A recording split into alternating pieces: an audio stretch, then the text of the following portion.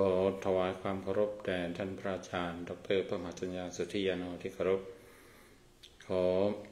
โอกาสเพื่อนสาธมิกผู้ร่วมแสดงธรรมทุกๆรูปและก็ขอเจริญพรญาติโยมสาธุชนผู้รับชมรับฟังรายการ ธรรมสมโภชประจำวันพระตอนกลางคืนช่วงเข้าพรรษา ของวัดพุทธปัญญาทุกท่าน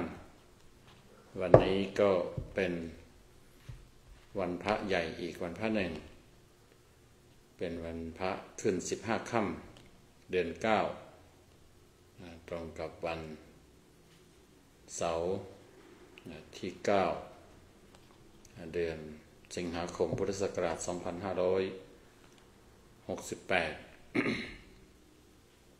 ก็วันพระนี้ท่านพระอาจารย์ดร.พรหมจัญญาสุทธิยาโนไม่ได้อยู่ที่วัดพุทธปัญญาแต่ว่าได้เดินทางไปร่วมงานเขาเรียกว่างานฉลองศาลาพระธรรมโกษาจารย์ก็คือศาลาที่สร้างเป็นอนุสรณ์แก่หลวงพ่อปัญญานันทะที่วัดอตมยตารามที่รัฐวอชิงตันก็จึง มีแต่เพียงท่านพระมหาพัชรพลได้แสดงธรรมเป็นรูปแรกรูปที่สองก็หลวงพ่อรองศาสตราจารย์ดร.มารุตเมธิโกและก็ท่าน พระอาจารย์ดร.ณรงค์วุฒิเมธีพออาตมาก็มาปิดท้ายเหมือนเดิม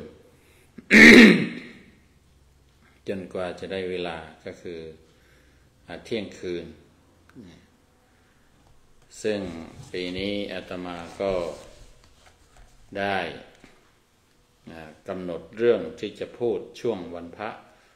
ช่วงเข้าพรรษาก็คือเรื่องมรดกธรรมมรดกที่ขอฝากไว้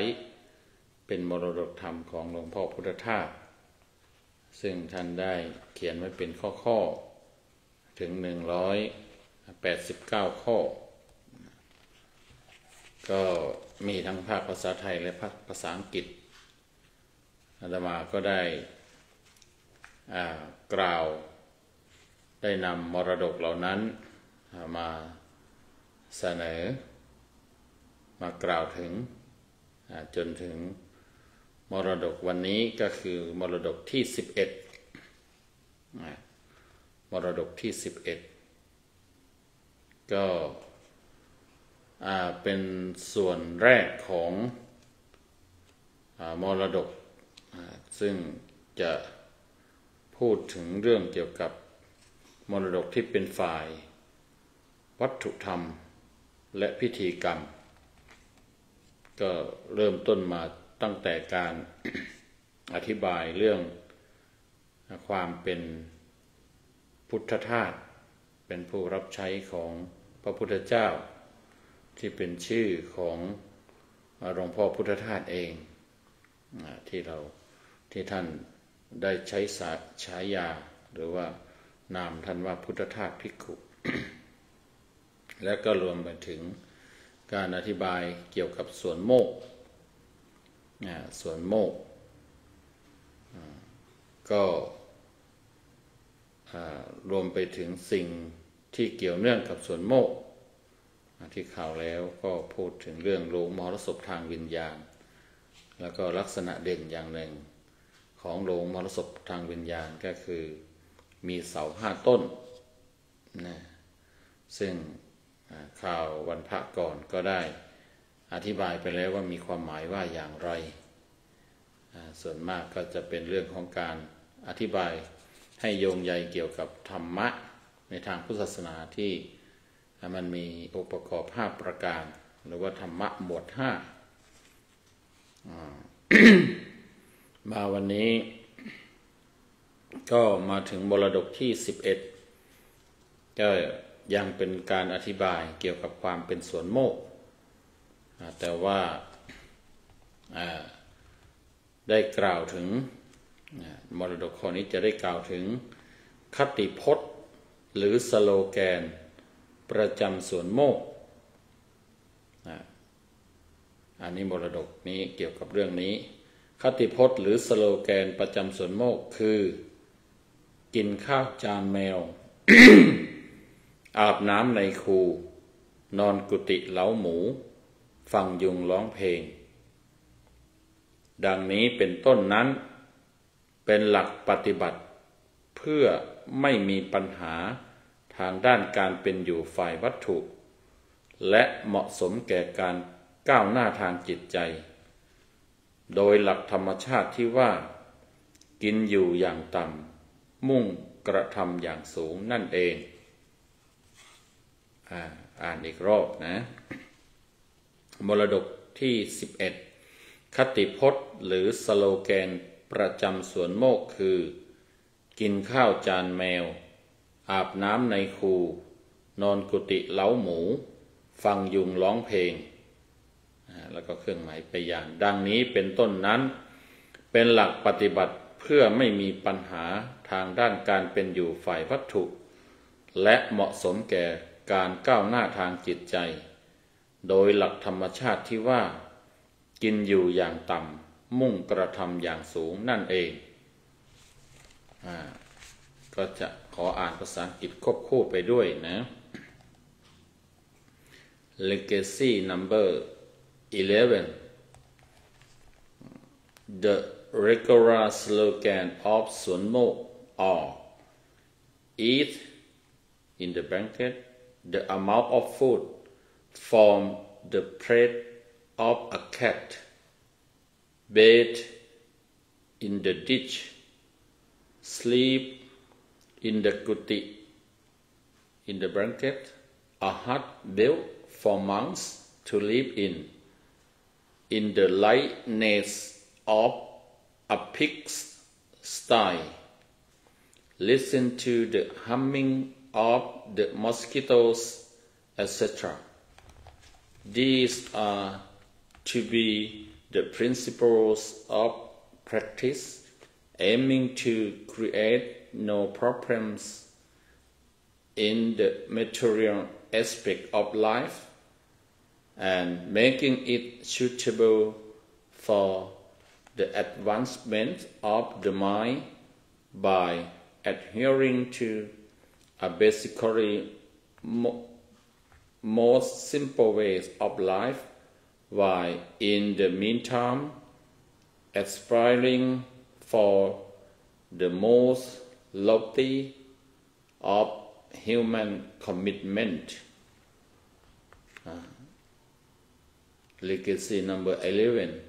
The regular slogans of Suan Mok are eat in the blanket the amount of food from the plate of a cat bathe in the dish sleep in the kuti in the blanket a hut built for monks to live in the likeness of a pig's sty listen to the humming of the mosquitoes etc. These are to be the principles of practice aiming to create no problems in the material aspects of life and making it suitable for the advancement of the mind by adhering to a basically most simple way of life while in the meantime aspiring for the most lofty of human commitment ก็ มาว่าถึงสโลแกนหรือว่าคติพจน์หรือสโลแกนก็คือถ้อยคำหรือว่าคำพูดที่ถือเป็นหลักปฏิบัติเป็นหลักการประจำ ที่หนึ่งที่นั้นๆในแต่ละที่ก็จะมีคติพจน์คติพจน์หรือว่าคำอันเป็นแนวทางเป็นคติก็คือเป็นแนวทางเป็น ไกด์เป็นแบบแผนของการดำเนินไปหรือว่ายึดถือเป็นอุดมการณ์อุดมคติเป็นเป้าหมายอะไรอย่างนั้น หรือภาษาอังกฤษที่เรียกว่าสโลแกนของสวนโมกก็มีก็อย่างที่ว่าก็คือกินข้าวจานแมวอาบน้ำในคูนอนกุฏิเล้าหมูฟังยุงร้องเพลง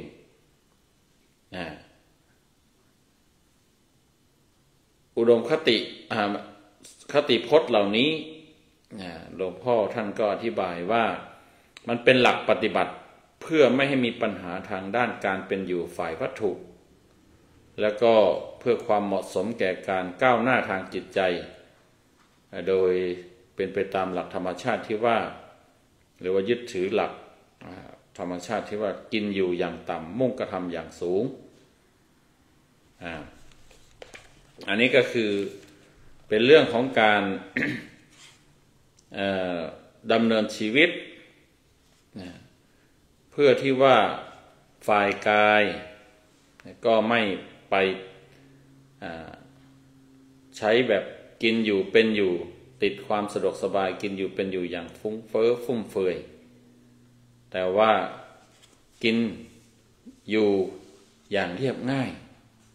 อย่างสมถะอย่างเรียบง่ายเพื่อให้ไม่มีปัญหาทางร่างกายหรือว่าฝ่ายวัตถุที่ร่างกายจะต้องพึ่งพาเพราะว่าชีวิตของนักบวชมันต้องพึ่งผู้อื่น ถ้าเราไปมีปัญหาทาง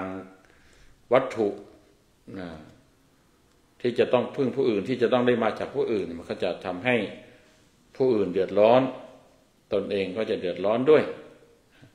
ดังนั้นการเป็นอยู่ การมีชีวิตอยู่อย่างเรียบง่ายอยู่อย่างพอเพียง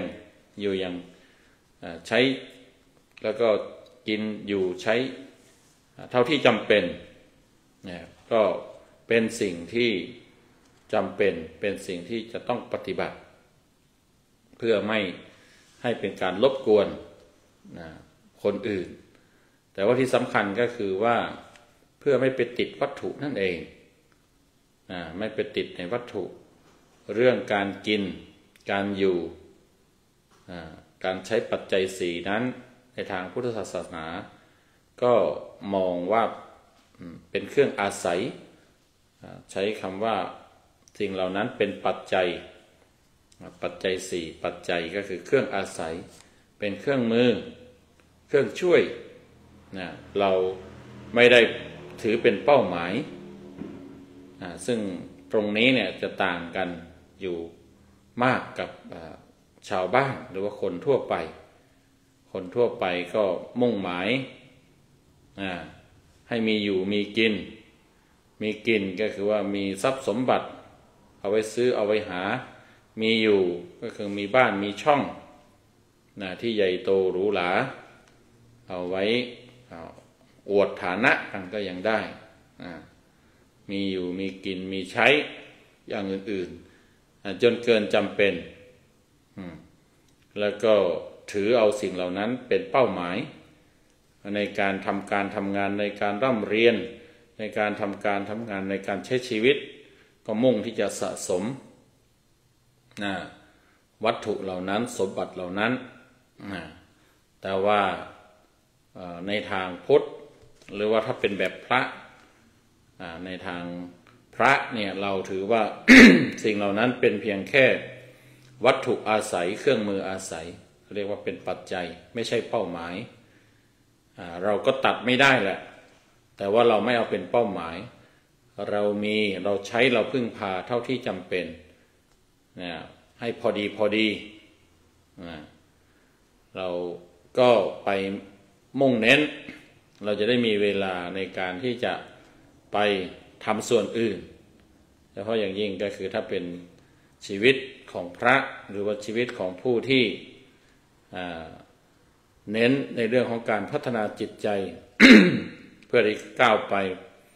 ทางธรรมพัฒนาทางธรรมพัฒนาจิตใจเนี่ยอาจจะต้องไม่ไปยุ่งยากไม่ไปเอาวัตถุเป็นเป้าหมายแต่ว่าเอาเป็นเพียงแค่เครื่องมือเครื่องอาศัยแต่ว่าเป้าหมายก็คือการเจริญไปในธรรมการมีความก้าวหน้าทางจิตใจ ดังนั้นจะต้องไม่ติดความสุขความสบายจากวัตถุฉะนั้นหลวงพ่อพุทธทาสจึงตั้งสโลแกนตั้งคติพจน์ประจำสวนโมกข์เอาไว้แบบง่ายๆหรือว่าก็ไม่ได้ง่ายนะไม่ได้หมายถึงว่าเพื่อให้มีชีวิตอยู่อย่างเรียบง่ายแบบเรียบง่าย ขออภัยนะก็คือกินข้าวจานแมวอาบน้ำในคูนอนกุฏิเล้าหมูฟังยุงร้องเพลง ก็คือเพื่อที่จะว่าจะได้ไม่ไปติดในวัตถุ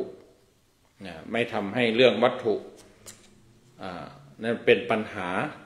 เพราะเราไปมุ่งเน้นถ้าไปติดวัตถุเหล่านั้นเรื่องกินก็ต้องกินให้อร่อย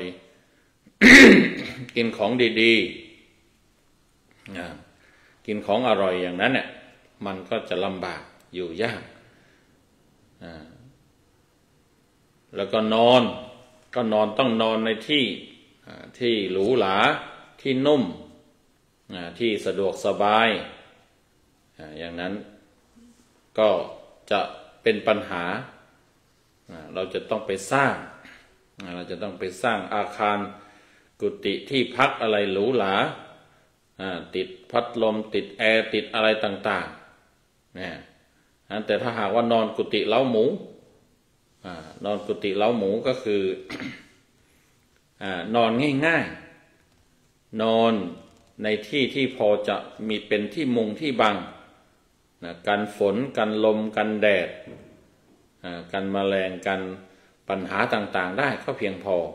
เหมือนเล้าหมูก็เป็นสิ่งก่อสร้างที่เขาสร้างขึ้นง่ายๆเน้นความแข็งแรงเน้นการใช้สอยคือความแข็งแรงเพื่อที่จะกันหมูไม่ให้หนีไปก็เราไปดูคอกหมูก็คือที่อยู่อาศัยที่ง่ายๆเช่นกันชีวิตของชาวสวนโมกข์นอกจากกินข้าวจานแมวก็คือกินง่ายๆไม่เลือกก็ยังจะต้องหลับนอนในที่อยู่อาศัยที่ธรรมดาได้นอนง่ายๆได้นอนในที่ธรรมดาได้ย้อนไปที่กินข้าวจานแมวหน่อยหนึ่งกินข้าวจานแมวในที่นี้ก็คือกินง่ายๆไม่ติดความหรูหราในเรื่องของอาหารให้อร่อยทางรสชาติในรสชาติอร่อยลิ้นอร่อยปากแต่ว่าให้มันเป็นอาหารที่ว่าสามารถที่จะระงับความหิวดับความหิวได้แล้วก็มีพลังงานทำให้อิ่มมีพลังงานที่จะไปปฏิบัติธรรมไปทำความดีเท่านั้นก็พอแล้วก็คือทานหรือว่ากินเพื่อมีชีวิตกินเพื่ออยู่อย่างที่ว่าไม่ได้อยู่เพื่อกินกินเพื่อให้มีเรี่ยวมีแรงระงับความหิวมีเรี่ยวมีแรงทำความดีประพฤติพรหมจรรย์แล้วก็ เรื่องการกินที่สวนโมกข์ก็กำหนดเอาตามหลักทางพุทธศาสนาหมายถึงว่าสวนโมกข์เป็นชีวิตแบบ ชีวิตพระ ที่อยู่ในสวนโมกข์ ชีวิตพระทั่วไปก็อย่างที่บอกว่าพึ่งผู้อื่นเราจะไม่ทำให้เป็นปัญหาคือไม่เลือกว่าเราจะทานผักทานอย่างเดียวไม่ทานเนื้อไม่ทานอะไรต่างๆอย่างที่เรียกว่าเป็นมังสวิรัติเป็นเจเป็นอะไรอย่างนั้นในทางปฏิบัติของสวนโมกข์ก็คือทานอาหารทานเหมือนพระพุทธเจ้าคือทานอาหารไม่ได้กำหนดไม่ได้บอกว่าเป็นเนื้อหรือว่าเป็นผักหลวงพ่อพุทธทาสเองในท่านก็เคยทดลองเรื่องที่เขาบอกว่ากินผักไม่กินเนื้อเป็นยังไงท่านก็ได้ข้อสรุปว่าจริงๆแล้วเนี่ย มันก็ไม่มีความต่างมากก็คือว่าไม่ว่ากินอาหารแบบไหนก็เป้าหมายก็คือว่าให้มีเรี่ยวมีแรงให้มีชีวิตอยู่ได้แต่ว่า ท่านมีข้อสังเกตอยู่ว่าถ้าทานผักไม่ทานเนื้อเนี่ยจะมีร่างกายก็จะเบาแล้วก็เอื้อต่อการทำจิตให้เบาแต่ท่านก็มาพิจารณาว่าถ้าหากว่าเราพิจารณาโดยความเป็นธาตุตามที่พระพุทธเจ้าท่านสอนตามหลักพุทธอาหารเป็นสักว่าธาตุไม่ได้มองเป็นเนื้อไม่ได้มองเป็นผักมันก็เป็นเพียงแค่อาหารมันจะไม่มีความหมายของการเป็นเนื้อเป็นผักใดๆให้มองสักแต่ว่าเป็นธาตุขอให้มันมีที่มาของแหล่งอาหารที่บริสุทธิ์ก็เพียงพอเป็นการแสวงหาที่บริสุทธิ์เพียงพอเน้นตรงนั้นไม่ได้ไปแยกแล้วก็พิจารณาโดยความเป็นธาตุเสมอกันเป็นสักว่าธาตุไม่ว่าผักหรือว่าเนื้อก็แยกไปตามนั้นส่วนที่แข็งก็เรียกว่าเป็นธาตุดินส่วนที่เป็นน้ำก็กลายเป็นธาตุน้ำไปเหมือนกันก็ท่านจึงไม่ได้ไปกำหนดไว้ว่าไม่ให้ทานเนื้อให้ทานแต่ผักเป็นมังสวิรัติอย่างนั้นแต่ว่าให้ทานอาหารโดยใจความโดยสาระก็คือพิจารณาโดยความเป็นธาตุสำคัญอีกส่วนหนึ่งที่ประกอบที่ปฏิบัติมาก็คือว่าทานอย่างเรียบง่ายกินเพื่ออยู่กินเพื่อให้ชีวิตดำรงอยู่ได้แล้วก็เพื่อทำความดีไม่ได้ไปหวังความอร่อยหวังความอร่อยจากการกิน การอยู่ก็อย่างที่ว่าอยู่อย่างง่ายๆอยู่เรียบง่ายนอนพักอยู่ในที่ที่ง่ายๆกุฏิสร้างพอเป็นที่มุงที่บังอย่างว่าก็คือมุงบัง จากแดดจากลมจากฝนจากผู้คนที่มองในบางครั้งบางหลับบางจำวัดเท่านั้นไม่ได้เน้นความหรูหราไม่ได้เน้นความสะดวกสบายนุ่มอะไรใดๆนอกจากนั้นองค์ประกอบอื่นๆก็มีอาบน้ำในคูก็คือการ อาบเพื่อบำบัดความร้อนเพื่อเป็นการชำระล้างร่างกายแบบง่ายๆที่สวนโมกข์มีชื่ออีกอย่างหนึ่งว่าวัดทานน้ำไหลก็แสดงว่าที่นั่นมีทานน้ำก็ไปอาบน้ำในคูในลำธารในห้วยในหนองในคลองในบึงใดๆก็ว่ากันไปก็คือไม่ได้เน้นความสะดวกสบายเหมือนชาวบ้านหรือว่าเหมือนคนที่ติดสะดวกสบายจากการอาบจากการใช้น้ำต้องเป็นน้ำอุ่นต้องเป็นน้ำเย็น น้ำได้เกณฑ์ได้มาตรฐาน ตามที่ตนต้องการ แต่อันนี้ก็คือหมายถึงว่าเป็นอยู่กับธรรมชาติใช้น้ำจากธรรมชาติโดยทั่วไปถ้าเป็นน้ำจากธรรมชาติที่บริสุทธิ์เนี่ยมันก็จะมีความบริสุทธิ์ในตัวอยู่แล้วก็เหมาะสมที่เราจะเอามาใช้สอยเอามาอาบมาอะไรได้ แล้วก็ฟังยุงร้องเพลงกินข้าวจันแมวอาบน้ำในคูนอนกุฏิเล้าหมูฟังยุงร้องเพลงฟังยุงร้องเพลงก็คือการอยู่ของเรานั่นน่ะนอกจากอยู่ง่ายแล้วเนี่ยเราก็มีความสุขแบบง่ายๆนะเมื่ออยู่ง่ายก็มีความสุขได้ง่ายๆอยู่ยากก็สุขยากเพราะว่าทุกสิ่งทุกอย่างทำให้ยุ่งยากไปหมดมันก็เลยสุขยากนะ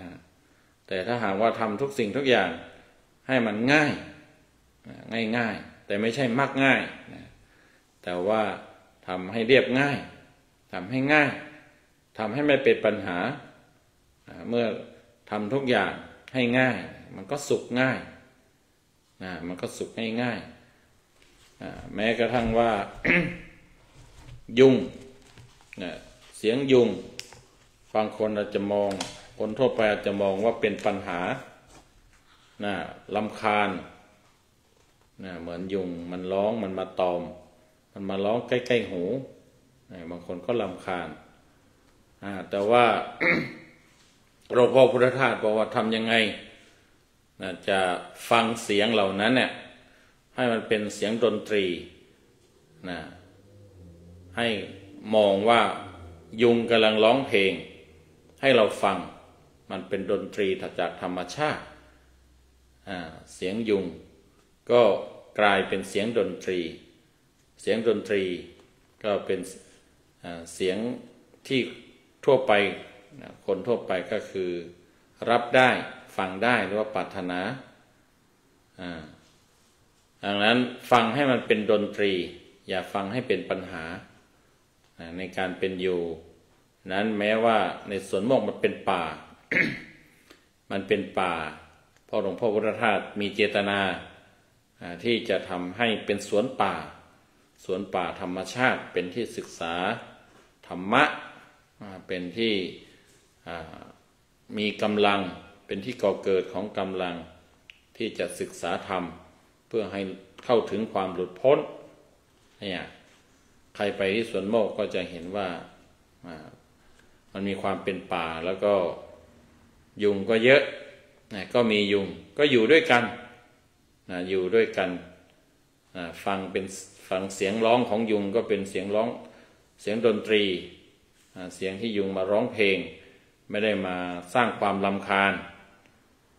แล้วก็ปฏิบัติกันไปกันไปมียุกมียาอะไรที่เอามาขับมาไล่มาปัดมาเป่าหรือว่ามีมุ้งมีตะข่ายหรืออะไรใดๆมุ้งลวด มุ้งกลางอะไรใดๆมีกรดมีอะไรก็กันไปแต่ว่าก็คือเป็นเพื่อนกันเป็นเกลอกับธรรมชาติได้เป็นเพื่อนร่วมเกิดแก่เจ็บตายแล้วก็ทำสิ่งเหล่านั้นเนี่ยไม่ให้เป็นปัญหาฟังยุงร้องเพลงยุงที่เป็นเครื่องรบกวนมากัดมาอะไรของเราแม้ร้องก็รำคาญใกล้ๆหูแต่ว่าทำยังไงเราจะแปลสภาพเหล่านั้นให้มันเป็นสิ่งที่ไม่เป็นปัญหาคือฟังเป็นเสียงร้องเพลงความเป็นจริงถ้าพิจารณาในแบบพุทธมันมีหลักพิจารณาอย่างหนึ่งเรื่องของการมองสิ่งต่างๆสักแต่ว่าเป็นธาตุมันหนึ่งในนั้นก็คือมันเป็นสัทธธาตุเสียงนี่เรียกว่าเป็นสัทธธาตุก็คือมันมีความเป็นธาตุพื้นฐานเหมือนกันก็คือเป็นธาตุเสียงไม่ว่าจะเป็นเสียงร้องเสียงหัวเราะเสียงร้องไห้เสียงร้องเพลงเสียงด่าเสียงสรรเสริญเสียงนินทาใดๆมันก็ถ้าพิจารณา ได้นะพิจารณาโดยความเป็นธาตุนะคือเป็นสัทธธาตุนะเป็นสัทธธาตุคือเป็นเสียงเหมือนกันอาตมาก็เคยพูดว่าถ้าใครปฏิบัติได้ในแง่นี้เอาหลักปฏิบัติเรื่องของการรับมาเป็นสัทธธาตุฟังเป็นสักแต่ว่าสัทธธาตุธาตุเสียงได้จะไม่มีปัญหาที่เกิดจากการที่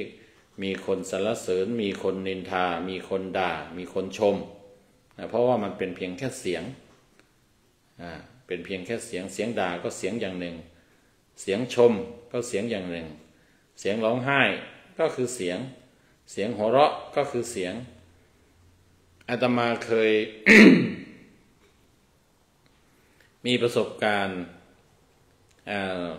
การนั่งรถประจำทางแบบธรรมดาเนี่ย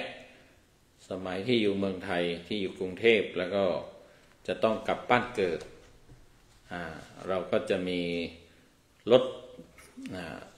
ไปรถปรับอากาศเนี่ยมันก็จะไปอยู่ในจังหวัดใหญ่ๆแต่ตัวอำเภอนั้นมันก็จะต้องต่อรถอะไรไปก็รถประจำทางบ้านเราสมัยก่อนปัจจุบันก็ยังมีอยู่บ้างก็จะเป็นรถธรรมดารถพัดลมรถแดงรถบัสสีแดงหรือว่าสีอะไรก็ตามก็สำหรับคนทั่วไปขึ้นก็ได้นั่งต่อกลับบ้านในตอนกลางวันก็มีคนขึ้นเยอะแยะมากมายมีทั้งลูกเล็กเด็กแดงผู้หลักผู้ใหญ่พระสงฆ์องค์เณรก็มีเด็กในรถคันนั้นก็มีเด็กขึ้นมาพร้อมกับพ่อแม่แล้วธรรมชาติของเด็กเขาก็ถ้าหากว่าร้อนไปหนาวไปหรืออึดอัดไม่สบายแล้วเขาก็จะร้องไห้กระจองงอแงทีนี้ก็เสียงเด็กมันก็ร้องไห้หลายคนก็ทำหน้ามุ้ยบางทีก็มองด้วยสายตาว่าพ่อแม่ไม่ดูแลเด็กหรือไงทำไมทำให้เด็กปล่อยให้เด็กร้องไห้ปล่อยให้ลูกร้องไห้น่ารำคาญไม่พอใจอาตมาก็ฟังดูแล้วก็สังเกตปฏิกิริยาอาการของผู้คนก็ว่าเนี่ยบางทีเรารับเสียงเราได้ยินเสียงแล้วเรารับไม่เป็นมันก็เป็นปัญหามันก็เป็นปัญหาเสียงเด็กร้องไห้มันก็มีเหตุปัจจัย ทำให้เด็กมันร้องแต่ว่าบนรถเนี่ยเขาก็เปิดเพลงนะเขาเปิดเพลงทั่วไปเขาเปิดเพลงให้ผู้โดยสารฟังเสียงร้องเพลงกับฟังได้กับชอบกับรับได้กับสนุกสนานแต่ว่าเสียงร้องไห้ของเด็กกับรับไม่ได้ทั้งที่จริงๆแล้วเนี่ยนะถ้าเขารู้หลักการปฏิบัติแบบพุทธก็ฟังสักแต่ว่าเป็นสัทธธาตุเป็นธาตุเสียงเป็นเสียงเหมือนกันเสียงเพลงจากรถเสียงร้องไห้ของเด็กจากรถก็เป็นสักแต่ว่าเสียงมันก็จะไม่เป็นปัญหาก็อาตมาก็รับฟังแล้วก็คือพยายามมองเป็นกลาง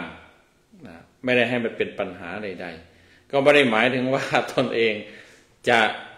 เก่งจะอะไรหรอกแต่ว่าบังเอิญก็คือเราได้ศึกษามาแล้วก็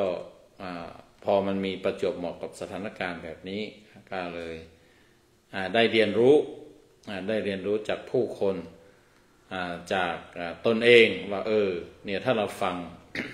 เป็นสักแต่ว่าเสียงเนี่ยมันก็ไม่เกิดปัญหาใดๆแต่ว่าคนฟังไม่เป็นก็เลยกลายเป็นปัญหาเป็นเสียงรำคาญในหลวงพ่อพุทธะเนี่ยเสียงยุงร้องก็เป็นเหมือนเสียงดนตรีเสียงร้อง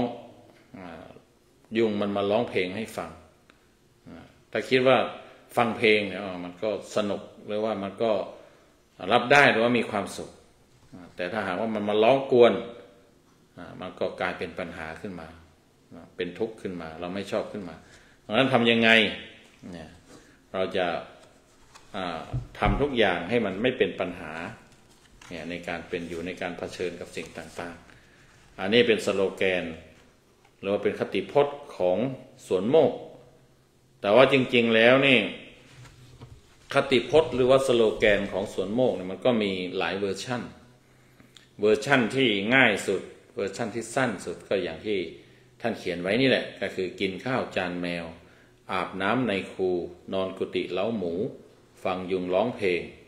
เนี่ยก็คือเน้น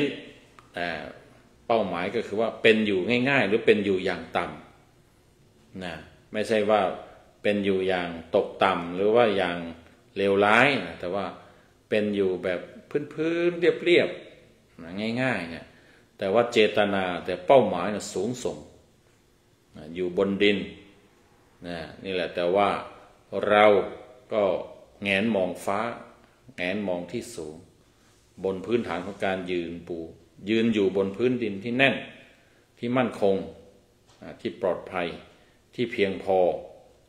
อันนี้ก็เหมือนกันการเป็นอยู่ของเราก็เป็นอยู่ง่ายๆอยู่รอดอยู่ได้แต่ว่าเป้าหมายของเราเมื่ออยู่รอดอยู่ได้แล้วก็คือเรามีเป้าหมายเพื่อที่จะทำอะไรที่มันยิ่งใหญ่ก็คือยกจิตใจให้สูงยกจิตใจให้สูงยกจิตใจให้เป็นมนุษย์นี่หลวงพ่อพุทธทาสก็เป็นผู้หนึ่งที่มีการวิเคราะห์มีการตีความมีการใช้คำเล่นคำหรือว่าใช้คำได้ดีแต่ว่าอย่างยิ่งก็คือท่านแยกคนกับมนุษย์ออกจากกันว่ามันต่างกันคนก็เหมือนกับ คำที่เป็นกิริยาที่ว่าคนละคนคลุกเคล้าด้วยกันถ้าเป็นแค่คนก็คือยังคลุกเคล้าละคนอยู่กับความดีความชั่วหรือสิ่งไม่ดีทั้งหลายเป็นคนแต่ว่าถ้าเป็นมนุษย์แล้วมันต้องยกจิตใจให้สูงตามศัพท์ของมนุษย์ที่หลวงพ่อท่านได้ถอดรหัสถอดความหมายว่ามนุษย์สยะมันมาจากคำว่ามณะกับอุตสยะหรือว่าอุตสะหรืออุตสยะมณะแปลว่าใจอุตสยะแปลว่าสูงมนุษย์ก็คือผู้มีใจสูงเหมือนคำกรอนที่ท่านเขียนเอาไว้เป็นมนุษย์เป็นได้เพราะใจสูงเหมือนหนึ่งยูงมีดีที่แววขนถ้าใจต่ำเป็นได้แต่เพียงคนย่อมเสียทีที่ตนได้เกิดมาใจสะอาดใจสว่างใจสงบถ้ามีครบควรเรียกมนุษย์สา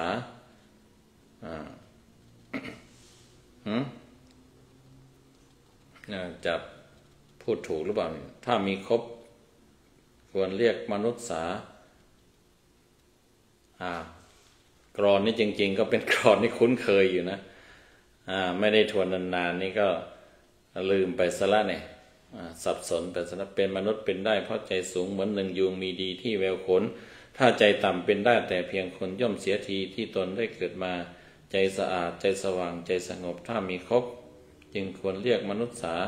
เพราะพูดถูกทำถูกทุกเวลาเปรมปรีดาคืนวันสุขสันต์จริงใจสกปรกมืดมัวและร้อนเร่าใครมีเข้าควรเรียกว่าผีสิงเพราะพูดผิดทำผิดจิตประวิงแต่ในสิ่งนำตัวกลัวอบายคิดดูเถิดถ้าใครไม่อยากตกจงรีบยกใจตนรีบขนขวายให้ใจสูงเสียได้ก่อนตัวตาย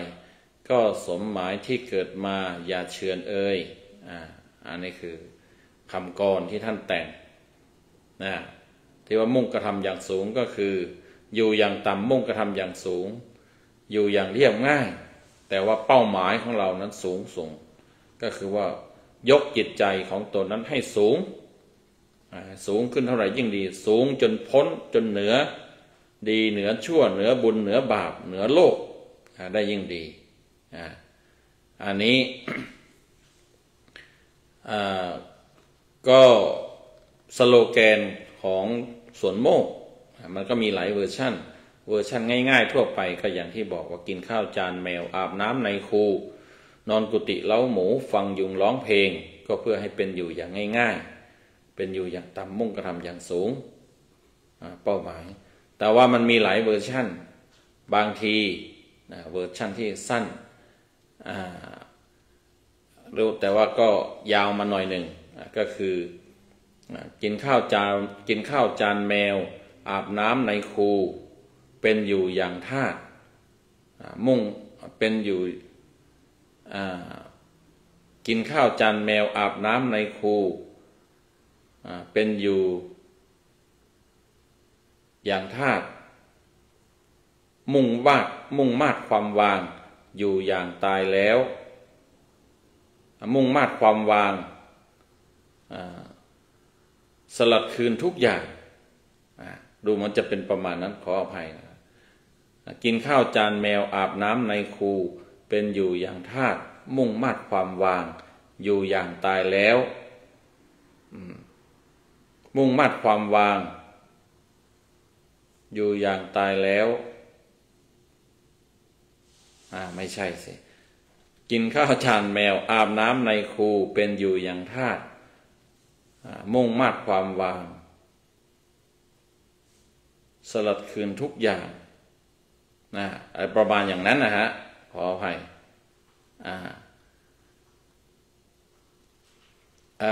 ที่ว่ามันมีความต่างกินข้าวจานแมวอาบน้ำในคูเป็นอยู่อย่างทาส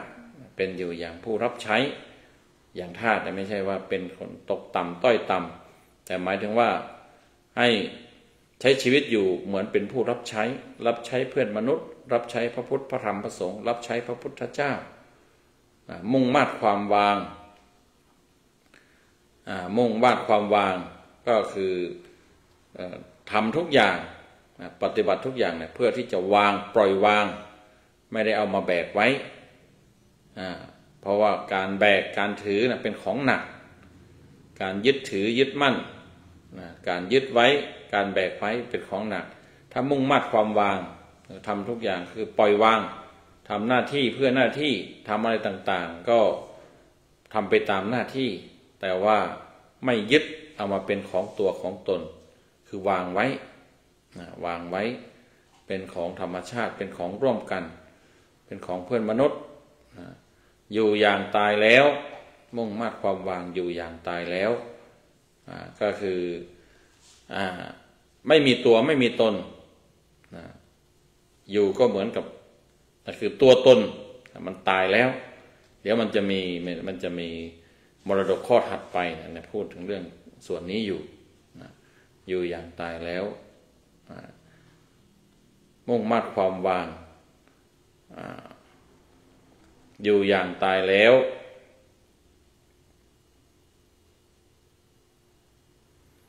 มันมีหลายเวอร์ชันขออภัยหนึ่งก็ง่ายๆอย่างที่พอกินข้าวจานแมวอาบน้ำในคูนอนกุฏิพระหมูฟังอยู่น้องเพลงสองก็จะมีเวอร์ชันกินข้าวจานแมวอาบน้ำในคูเป็นอยู่อย่างทาสมุ่งมาดความวางอยู่อย่างตายแล้วกลุ่มแก้วในมือคือดวงจิตว่างสลัดคืนทุกอย่างอันนั้นส่วนหนึ่ง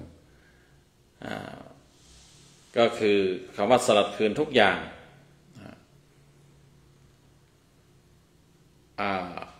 ก็คือการที่ปล่อยวางแล้วก็มอบคืนให้กับธรรมชาติทุกสิ่งทุกอย่างเพราะว่าเราได้แก้วได้แก้วกลุ่มแก้วในมือได้ของมีค่าก็คือดวงจิตว่างจิตมันว่างว่างจากการยึดมั่นถือมั่นว่างจากตัวกูของกูมันก็ไม่มายึดมาแบกก็วางไว้ปล่อยวางทุกอย่างซึ่งจำเป็นจะต้องสลัดคืนทุกอย่างมันจึงนำไปสู่การสลัดคืนทุกอย่างคือวางไว้ให้เป็นของธรรมชาติเพราะว่าทุกสิ่งทุกอย่างนั้นเอามาจากธรรมชาติธรรมชาติให้มาธรรมชาติให้มาเราขอยืมธรรมชาติมาใช้เมื่อถึงเวลามันก็จะต้องคืนโดยธรรมชาติแล้วก็ ทุกสิ่งทุกอย่างเราก็ต้องคืนสู่ธรรมชาติแต่ถ้าหากว่าเราปฏิบัติปล่อยวางได้ไวคืนมอบให้ธรรมชาติก่อนได้ไวเนี่ยมันจะเบากว่าแล้วมันจะจบด้วยถ้าคืนตามธรรมชาติก็คือเราสมมติอย่างยิ่งก็คือของที่เป็นส่วนของร่างกายเราเอาธรรมชาติมาใช้เรายืมธรรมชาติมาใช้โดยธรรมชาติก็ต้องคืนให้ธรรมชาติแต่ว่ามันคืนแบบไม่จบอาจจะต้องไปยืมใหม่ ยืมแล้วก็คืนยืมแล้วก็คืนยืมแล้วก็คืนช่วงที่ยืมมาใช้เนี่ยมันก็หนักหน่อยมันก็เป็นภาระแล้วก็อาจจะต้องมายืมอยู่เรื่อยๆอย่างที่ว่านั่นแหละแต่ถ้าหากว่าเราวางได้เราปล่อยวางได้แก้วในมือคือดวงจิตว่างจิตปราศจากความตัวกูของกูปราศจากกิเลสปราศจากการยึดมั่นถือมั่นจิตว่างแล้วมันคืนทุกอย่างก็คือไม่หลงไม่ไปทึกทักยึดเอาอะไรมาเป็นของเรามันก็คืนปล่อยคืนมอบคืนให้กับธรรมชาติปล่อยคืนไปสู่ธรรมชาติดั้งเดิมเนี่ยมันก็จะเป็นการคืนที่จบและคืนที่ไวการคืนก่อนที่เราจะจบชีวิตจะคืนตามระบบธรรมชาติคือเมื่อตายก็ต้องคืนแต่ตอนมีชีวิตอยู่ในเราคืนเสียก่อนนะเพราะว่าเราวางได้เราทำได้เราปฏิบัติได้การคืนของเราจะเป็นการมอบคืนโดยที่ไม่ต้องยืมอีกนะอันนี้ก็จะดีกว่าอันนี้คือในสูตรที่ว่ากินข้าวจานแมวอาบน้ำในคูเป็นอยู่อย่างธาตุมุ่งมั่นความวางอยู่อย่างตายแล้วกลุ่มแก้วในมือคือดวงจิตว่างสลัดคืนทุกอย่างอันนั้นก็อีกสูตรหนึ่งนะแต่ว่าอีกสูตรยาวอีกอย่างหนึ่งนะเกี่ยวกับคติพจน์หรือสโลแกนของสวนโมกก็จะมีดังนี้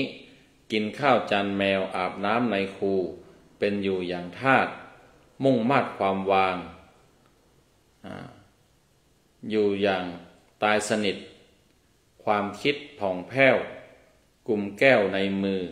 คือดวงจิตว่างสมหวังทุกอย่างไม่มีหลีกเลี่ยงแจกของส่องตะเกียงเลี้ยงคนทั้งโลกอันนี้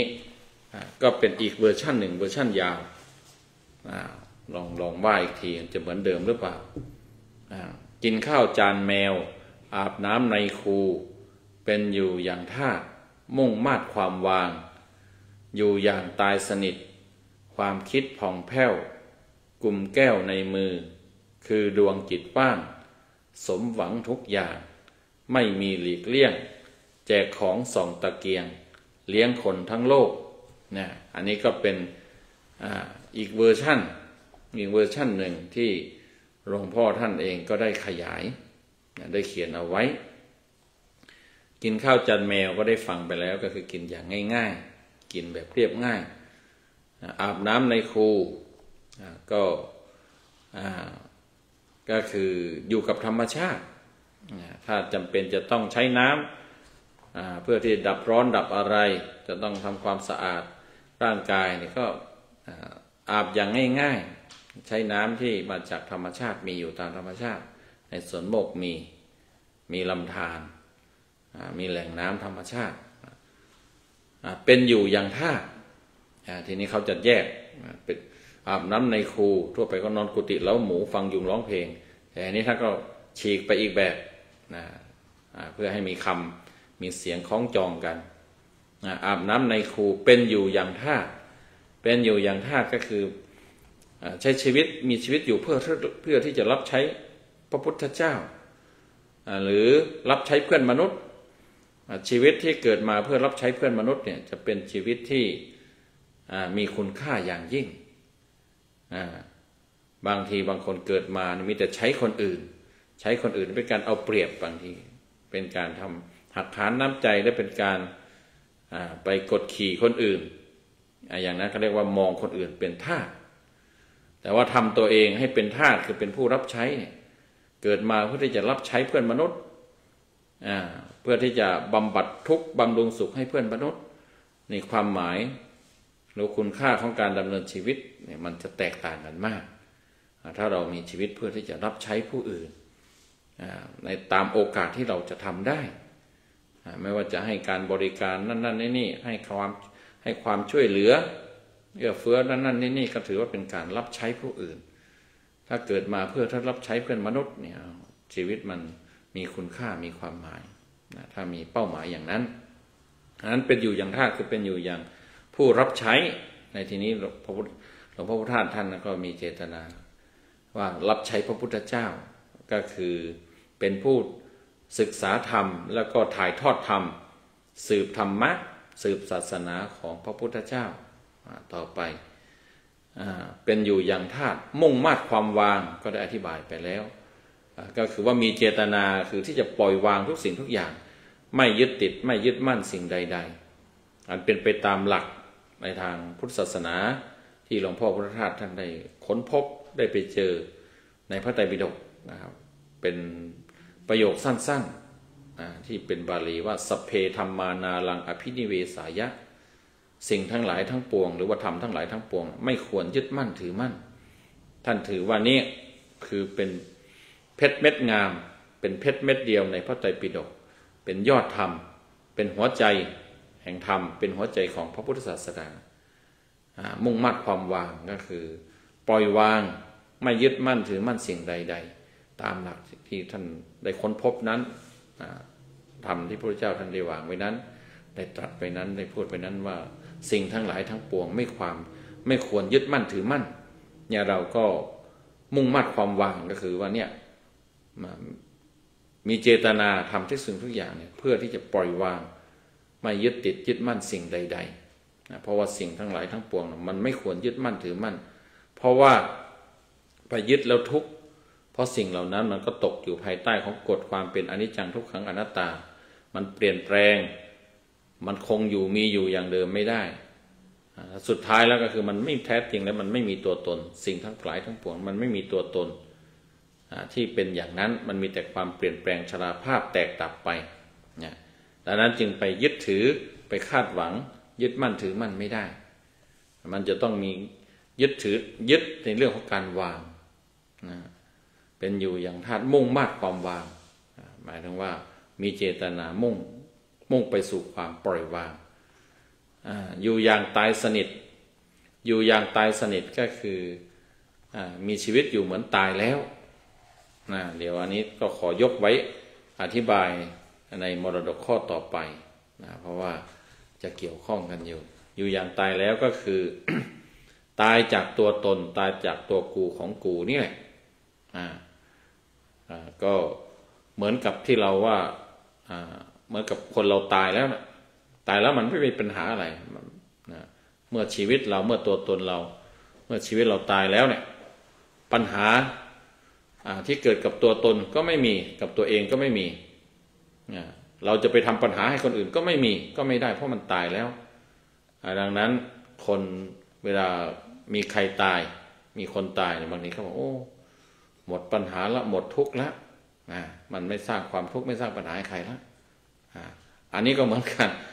อยู่อย่างตายสนิทก็คือว่าเหมือนตายแล้วก็คือตัวตนตายแล้วคือไม่สร้างทุกข์ไม่มีทุกข์ไม่สร้างทุกข์ให้ตัวเองไม่สร้างทุกข์ให้คนอื่นไม่สร้างปัญหาให้ตัวเองไม่สร้างปัญหาให้คนอื่นเนี่ยเขาเรียกว่าอยู่อย่างตายสนิทแต่ว่าความคิดผ่องแผ้วความคิดผ่องแผ้วก็คือว่าความคิดที่จะเป็นจุดเริ่มต้นของการกระทำทางกายทางวาจา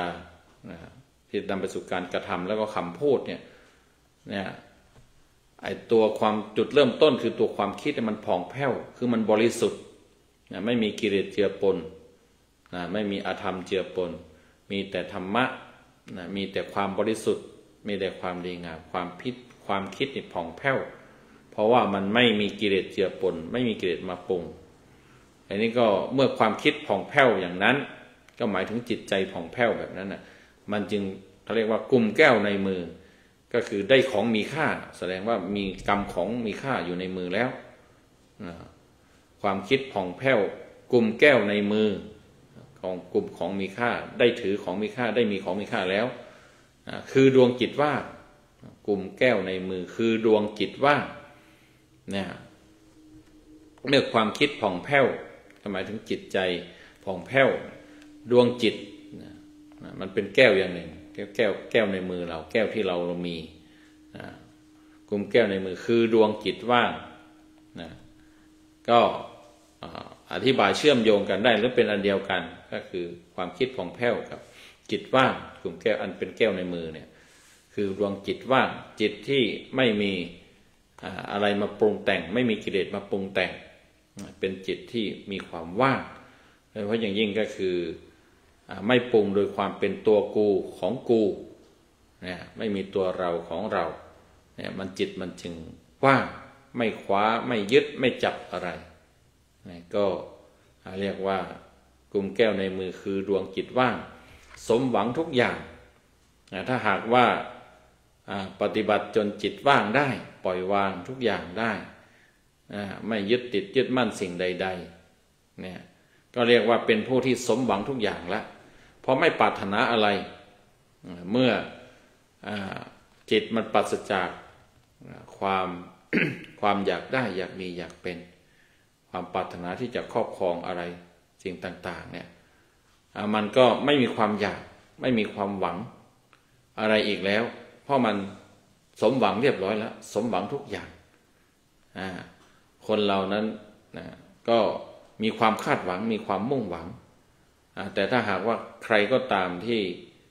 หมดกิเลสแล้วเนี่ยมันจะไม่มีความหวังไม่มีความปรารถนาอะไรไม่มีความหวังอะไรแต่ไม่ได้หมายความว่าชีวิตถ้าภาษาคนธรรมดาก็ถ้าว่าไม่มีหวังไม่มีความหวังนะโอ้ชีวิตที่หมดละไม่มีคุณค่าอะไรละไม่มีเป้าหมายไม่มีประโยชน์ไม่มีความดีงามอะไรคนจะมองอย่างนั้นแต่ว่าในทางพุทธเราในภาษาธรรมเนี่ยเขาบอกว่าไม่มีความหวังน่ะดีที่สุดเพราะว่าเราไม่เขาหวังแล้วส่วนมากคือมันก็มีคือมันดีมันฟูกับมันแฟบถ้าสมหวังถ้ามีความหวังนะถ้าสมหวังก็ฟูถ้าไม่สมหวังก็แฟบมันก็เป็นปัญหาเป็นความทุกข์แต่ถ้าเมื่อไม่มีความหวังเนี่ยมันก็ไม่ต้องเจอกับอาการฟูอาการแฟบอาการดีใจอาการเสียใจมันดีกว่าดังนั้น พระอรหันต์เนี่ยเขาจึงบอกว่าเป็นผู้ที่ไม่มีความหวังอนาสาก็คือว่าไม่มีความหวังคือท่านไม่หวังอะไรแล้วไม่คาดหวังอะไรใช้ชีวิตเพื่อเป็นประโยชน์เพื่อรับใช้เพื่อนมนุษย์เพื่อเป็นประโยชน์แก่เพื่อนมนุษย์ตราบเท่าที่ร่างกายนี้ลมหายใจนี้ยังมีอยู่เท่านั้นไม่ได้ทำด้วยความคาดหวังอะไรใดๆแต่ทำเพื่อหน้าที่ทำเป็นหน้าที่ทำด้วยความปรารถนาดี นั้นกลุ่มแก้วในมือคือดวงจิตว่างสมหวังทุกอย่างไม่มีหลีกเลี่ยงนั่นก็เป็นคำขยายคือสมหวังทุกอย่างเลยไม่มีอะไรเหลือไว้ไม่มีหลีกเลี่ยงไม่มีอะไรรอดไม่มีหลีกเลี่ยงแจกของส่องตะเกียงเลี้ยงคนทั้งโลกอันเนี้ยเป็นประโยคสุดท้ายเป็นประโยคสำคัญก็คือเมื่อเรามีทุกอย่างแล้วเพราะว่าเราสมหวังทุกอย่างก็เหมือนกับว่ามีทุกอย่างก็คือมีดีมีความจริงมีศีลมีธรรมอยู่ในตัวอยู่ในใจมีทุกอย่างสมหวังทุกอย่างแล้วเนี่ยทีนี้ก็แจกของส่องตะเกียงเลี้ยงคนทั้งโลกแจกของส่องตะเกียงก็เป็นการทำตนให้เป็นประโยชน์ต่อเพื่อนมนุษย์ก็คือเป็นผู้ให้ทำตนเป็นผู้ให้แจกของในที่นี้คือแจกธรรมะแจกความจริงมอบสติมอบปัญญามอบธรรมะให้กับเพื่อนมนุษย์แจกของเพื่อที่ว่าสิ่งเหล่านั้นสิ่งของเหล่านั้นจะเป็นประโยชน์ต่อเพื่อนมนุษย์จะจำเป็นต่อเพื่อนมนุษย์ต้องการเพื่อนมนุษย์ต้องการส่องตะเกียงก็เหมือนกับว่าเราเป็นผู้ให้ในแง่ของการส่องทางถ้าเขาจำเป็นต้องใช้ประทีปต้องการแสงส่องสว่างในที่มืดให้เห็นทางเดินให้เห็นทางไปก็ส่องแต่ว่าประทีปในที่นี้ก็ตะเกียงในที่นี้ก็หมายถึงตะเกียงปัญญาเป็นแสงสว่างภายในเป็นแสงสว่างคือปัญญาก็แจกแสงแจกตะเกียงตรงนี้คือแจกปัญญาแจกสติแจกปัญญาให้เพื่อนมนุษย์นั้น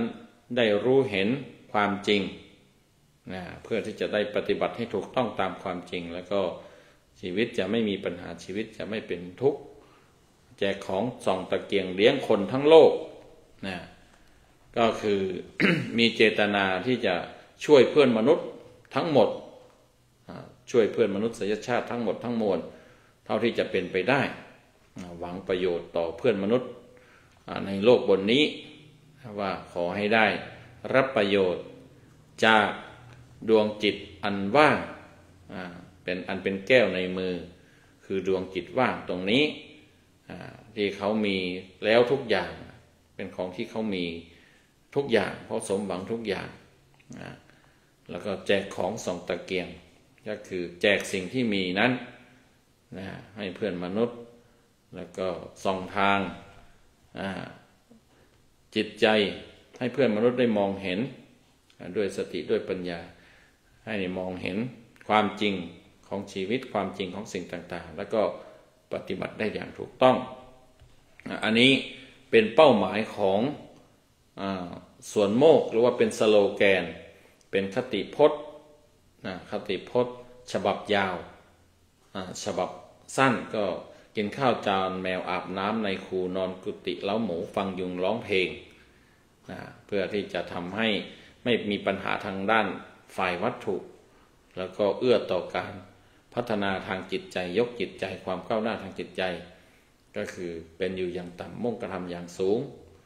ในบางที่ท่านก็ขยายเป็นกินข้าวจานแมวอาบน้ำในคูเป็นอยู่อย่างธาตุมุ่งมาดความวางอยู่อย่างตายแล้วกลุ่มแก้วในมือคือดวงจิตว่างสลัดคืนทุกอย่างบางทีท่านก็ขยายให้ยาวกว่านั้นแล้วก็แปลออกไปอีกหน่อยก็คือกินข้าวจานแมวอาบน้ำในคูเป็นอยู่อย่างธาตุมุ่งมาดความวางอยู่อย่างตายสนิทความคิดผ่องแผ้วกลุ่มแก้วในมือ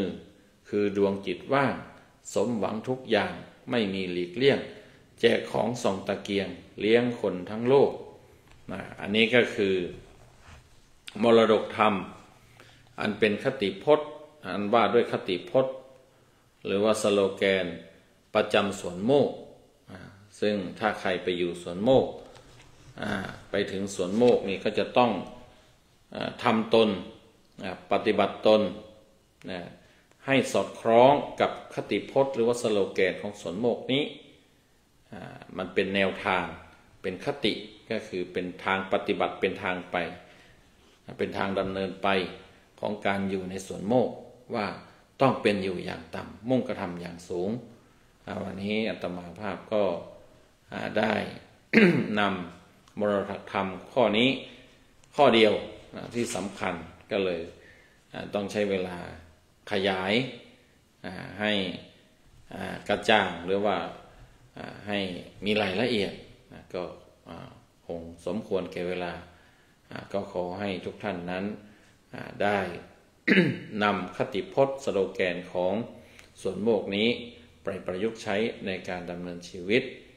ก็คือว่าให้เป็นอยู่อย่างเรียบง่ายให้เป็นอยู่อย่างต่ำแต่ว่ามุ่งกระทำอย่างสูงเพื่อที่เรานั้นจะได้พาจิตใจให้สูงส่งและพบสิ่งสูงส่งคือพระธรรมคือความสงบเย็นด้วยกันทุกท่านทุกคนเทอญ